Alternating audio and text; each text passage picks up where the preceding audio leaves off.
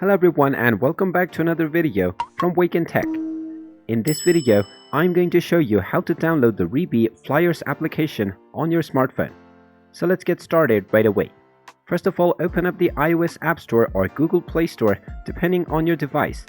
Once you open it up, simply tap on the search box and then type in Reebee Flyers and start the search. Now from the search results, once you find the Reebee Flyers application, you can simply tap on the install button that you will see on your device.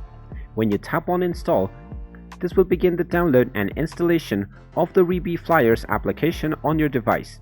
Just wait for a while until the installation is complete, and when you see the open button, you can tap on it to open up the application and continue with signing up or logging into your account to start using it immediately.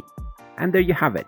That is how easy it is to download the Reebee Flyers application on your smartphone. If you find this video helpful, make sure you hit that like button and subscribe to our channel if you haven't done so already. Also ring that notification bell to never miss another update from us. Thank you for watching, and I will see you again in the next video.